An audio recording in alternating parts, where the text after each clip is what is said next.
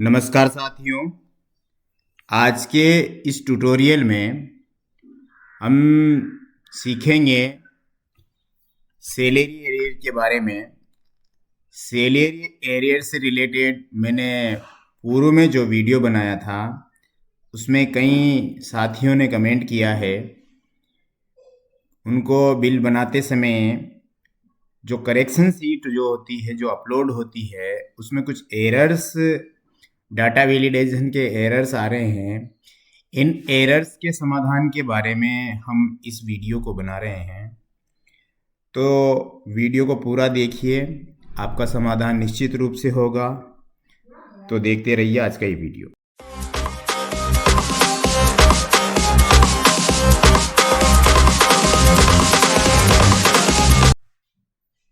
Channel पर सभी नए साथियों से मेरा निवेदन है कि चैनल को सब्सक्राइब करके घंटी के ऑल बटन को दबा लें, ताकि हमारे चैनल पर अपलोड होने वाले सभी लेटेस्ट वीडियो आप तक आसानी से पहुंच सके। हम बिल संबंधी जो भी काम करते हैं वो IFMS 3.0 के DDO लॉगिन पर करते हैं। हमने DDO लॉगिन किया हुआ है। बिल संबंधी कार्य करने के लिए हम एक्सेस वर्क स्पेस पर क्लिक करेंगे। जैसे आप इस पर क्लिक करेंगे तो आपके सामने HO रोल और DDO रोल नज़र आएगा। आपको DDO पे जाना है, यानी कि डेस्क आपको दूसरा जो है सेलेक्ट करना है। इसमें DDO को आपको जो है सेलेक्ट कर लेना है। एम्प्लॉय मैनेजमेंट पर आपको क्लिक करना है। जैसे ही आप एम्प्लॉय मैनेजमेंट पर क्लिक करेंगे तो कुछ इस तरह का डैशबोर्ड आपके सामने नजर आएगा। आपको बिल्स में जाना है। बिल्स में जाने के बाद बिल्स में आपको यहाँ पर एक ऑप्शन नजर आएगा, बिल करेक्शन। इसको क्लिक करके नीचे जब देखेंगे आप तो दो टैब खुल जाएंगे। इसमें बिल करेक्शन बल्क को आपको सबसे पहले सेलेक्ट करना है। जैसे ही आप बिल करेक्शन बल्क पर क्लिक करेंगे तो कुछ आपके सामने एम्प्लॉयज़ की जो इस वीडियो पर एम्प्लॉय मौजूद हैं उनकी लिस्ट आपके सामने खुलकर नज़र आएगी। एम्प्लॉयज़ की इस लिस्ट को आप बढ़ा भी सकते हैं। जैसे आप यहाँ पर आइटम पर पेज पर क्लिक करेंगे तो आप इसको 100 तक चूज कर सकते हैं, तो 100 एम्प्लॉय आपके सामने नज़र आ जाएंगे।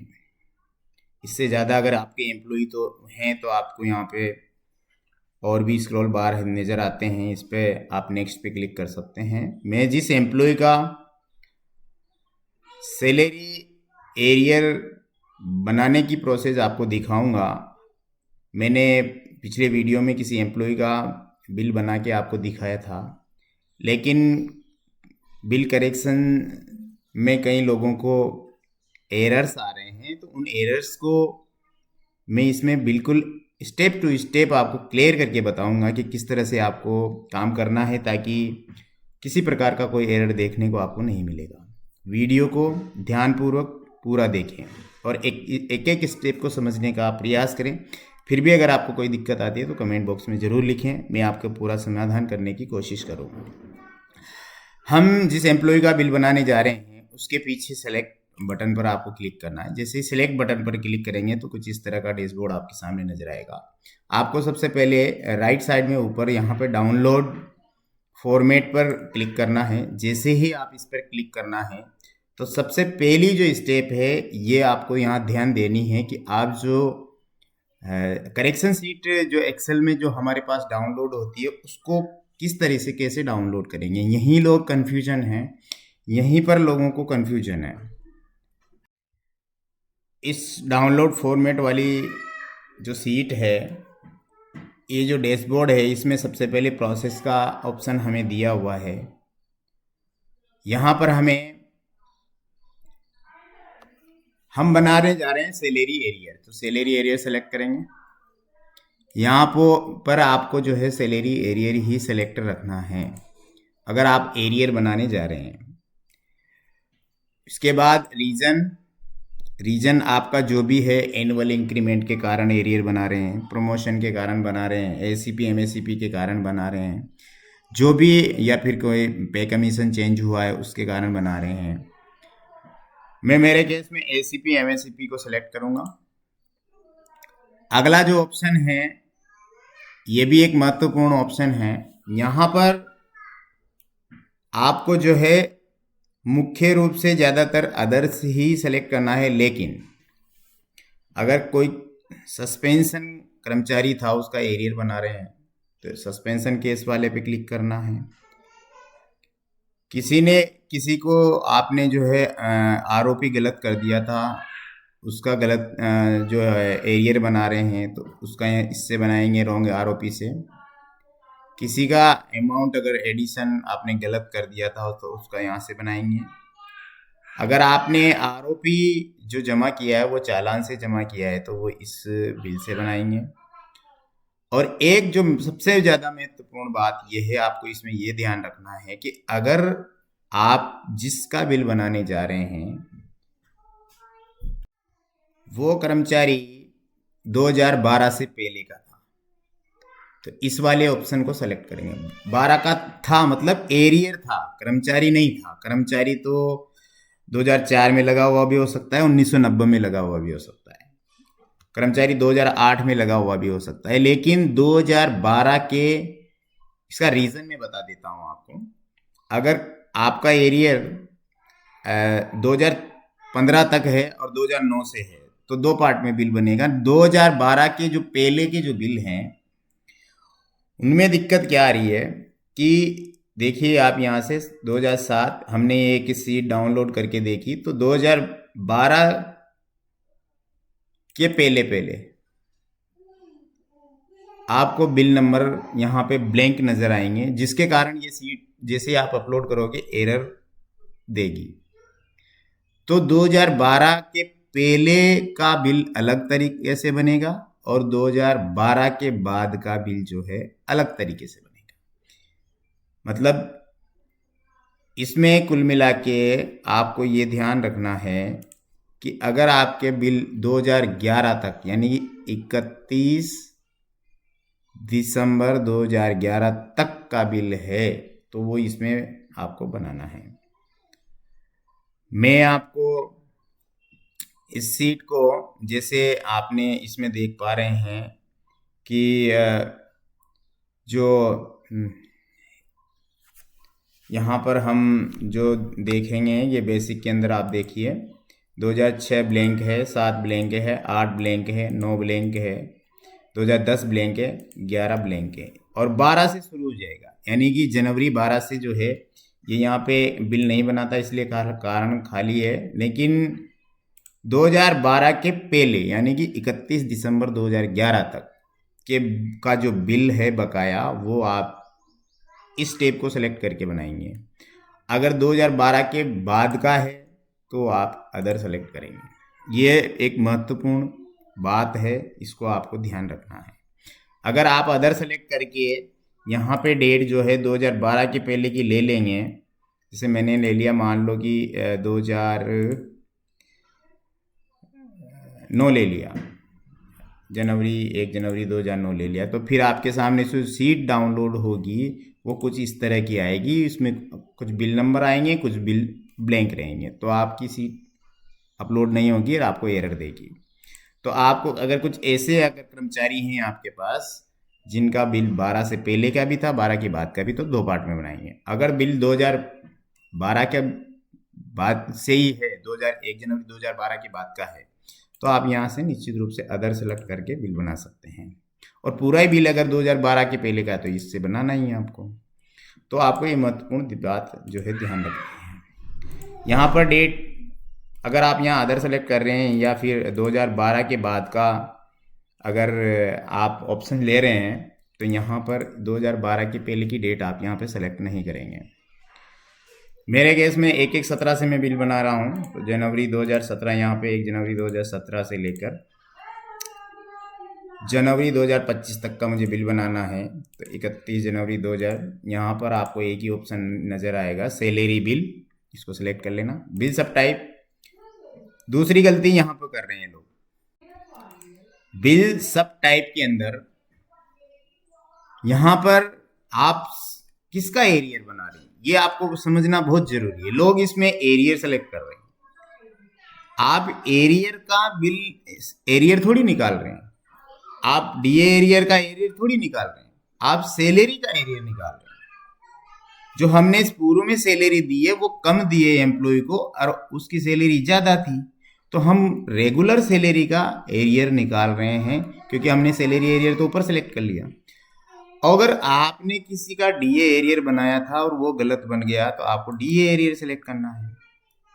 और अगर आपको पहले आपने किसी को एरियर दे दिया और वो एरियर गलत था यानी कि कम एरियर दे दिया तो फिर आपको उस एरियर में एरियर जोड़ने के लिए ये वाला ऑप्शन सेलेक्ट करना है। लेकिन लोग क्या कर रहे हैं, ज्यादातर एरियर को सिलेक्ट करके सीट को डाउनलोड कर रहे हैं, जो कि बिल्कुल गलत है क्योंकि एरियर का एरियर नहीं दे रहे हम, एरियर का डिफरेंट नहीं दे रहे हम दे रहे हैं सैलरी, रेगुलर सैलरी का डिफरेंट। तो आपको रेगुलर सैलरी पर ही क्लिक करना है। इसके बाद में अलाउंसेज और डिडक्शंस जो भी आपके केस में लागू होते हैं वो सेलेक्ट कर ले। मैं मेरे केस में basic, dearness allowance, HRA, deductions के अंदर इनकम टैक्स चूज करूँगा मैं। ये मैंने अलाउंस से सेलेक्ट कर लिए, बेसिक DA HRA। डिडक्शन के अंदर इनकम टैक्स काटेंगे और GPF कंट्रीब्यूशन 2015 ये सिलेक्ट करके मैं सीट को डाउनलोड कर लूँगा। सीट जैसे ही डाउनलोड होगी मैं इसको इस वाली सीट में यहाँ पे डाउनलोड कर लेता हूँ जिस एम्प्लॉय की है। ध्यान रखना है मुझे, 2228 ये वाली सीट है। इसको आप ओपन करेंगे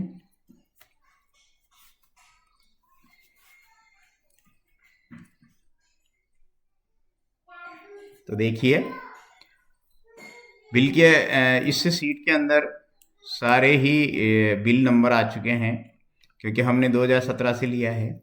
और आप देख पा रहे होंगे कि जनवरी 2025 का बिल अभी तक नहीं बना है, इस कारण से यहाँ से ब्लैंक आ रहा है।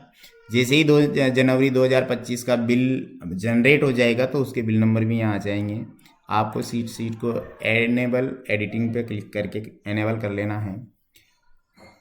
अब मैं आपको समझाऊंगा दूसरी बात कि इसके अंदर ड्यू खाली आएगा, ड्रॉन अमाउंट फुल फिलअप आएगा।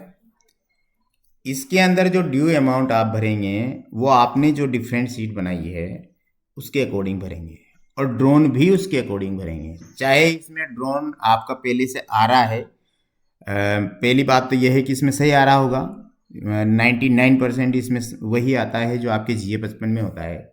लेकिन किसी कारणवश किसी महीने में यदि डिफरेंट का सीट के अनुसार ड्रोन अमाउंट आपका अलग है तो वो यहाँ पे आप फुल फिलअप करेंगे और ड्यू अमाउंट आपको भरना ही भरना है।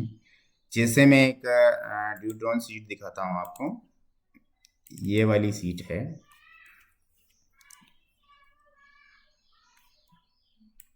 यहाँ पर एक और गलती कर देते हैं लोग, आपको ये ड्यू है, ये ड्रोन है, ये डिफरेंट है। ड्यू अमाउंट ये वाला भरना है आपको, इसी तरह से DA में भरना है, इसी तरह से HRA में भरना है। ड्रोन अमाउंट आपको जो यहाँ है वो भरना है। इस सीट के अंदर जो ड्रोन है वो आपको फुल फिलअप मिलेगा, फिर भी अगर कोई चेंजेज है तो इसको सावधानी पूर्वक आप भर लें। अगली जो गलती करते हैं लोग वो क्या करते हैं कि इस जैसे आपने इस बेसिक को ड्यू अमाउंट को पूरा भर लिया यहाँ से यहाँ तक का, यहाँ तक आप भरेंगे इस बेसिक को, तो आप बेसिक जब पूरा भर लेंगे यहाँ तक का तो इसको कॉपी करके किसी दूसरी जगह पेस्ट करके उसको जोड़ लें, यानी कि उसका सम निकाल लें। तो उसका जो सम है वो आपकी एरियर सीट के सम से मिलान हो जाना चाहिए, यानी कि इस यहाँ पर जो टोटल आएगा उससे मिलान हो जाना चाहिए। इससे आपको क्या फायदा होगा कि आप जो इसके अंदर जो डेटा फिलअप कर रहे हैं, जो ड्यू अमाउंट भर रहे हैं, उसमें गलती अगर आपने की होगी तो वो पकड़ में आ जाएगी। दूसरी ये अग्नि महत्वपूर्ण बात क्या है, अब इसके बाद आप क्या करेंगे कि बेसिक डीए भर लेंगे, एचआरए भर लेंगे। इसके बाद लोग क्या गलती कर रहे हैं कि जो आपने महीने सेलेक्ट करे हैं उनके सबके इनकम टैक्स का कॉलम यहाँ ड्यू और ड्रॉन दोनों आएंगे।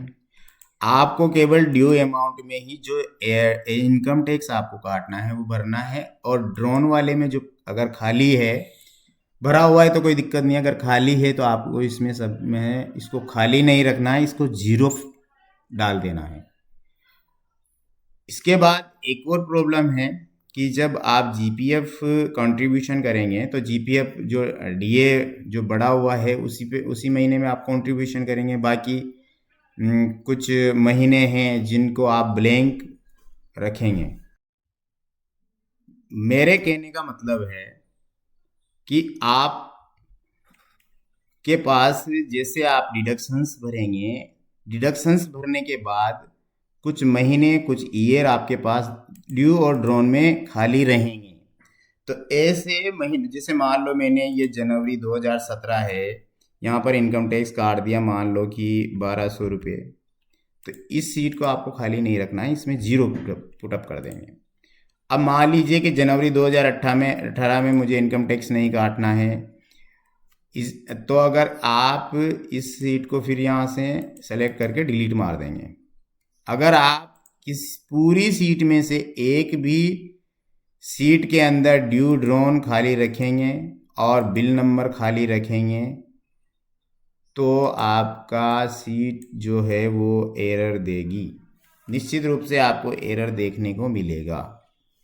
तो ये नेक्स्ट बात थी कि आपको किसी भी इसमें इस डेटा को जो है 3 चीज़ें आपको ध्यान रखनी, बिल नंबर, ड्यू अमाउंट और ड्रॉन अमाउंट। ये आपको खाली नहीं रखना है, चाहे आप इसमें जीरो पुटअप कर दें। बिल नंबर में आप जीरो पुटअप नहीं करेंगे, ये आपको ध्यान रखना है। बिल नंबर जैसे यहाँ दिया हुआ है 2017 से लेकर 2025 तक का इनकम टैक्स अगर आपको काटना है तो यहाँ पे बिल नंबर ऑलरेडी दिया हुआ है, इसको आप कॉपी पेस्ट कर लेंगे यहाँ से लेके यहाँ तक।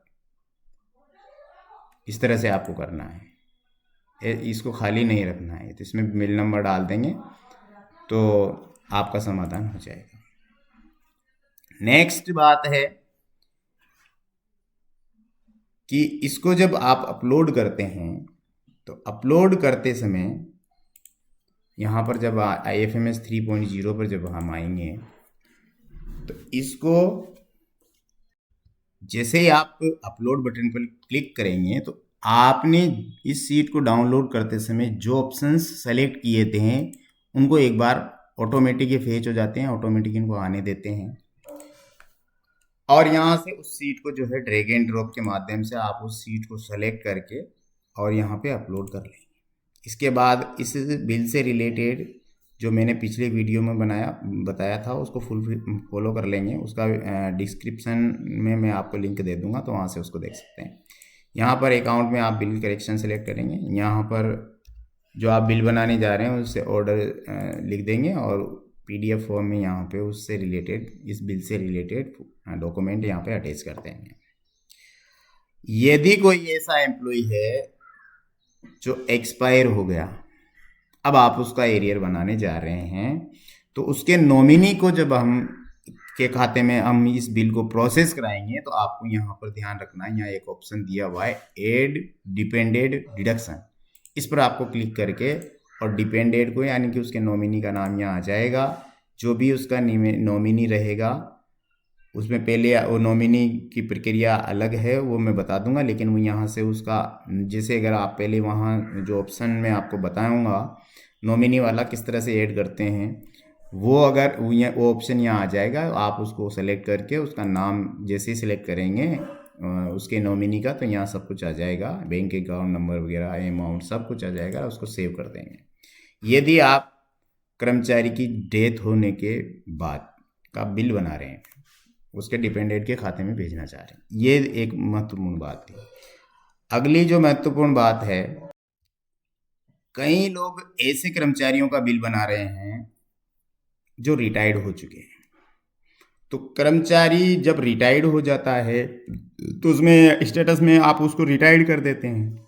लेकिन बहुत सारे जो कर्मचारी हैं, जो डीडीओ साहिबान हैं, वो उनका ग्रुप ही चेंज कर देते हैं, उसको दूसरे ग्रुप में डाल देते हैं।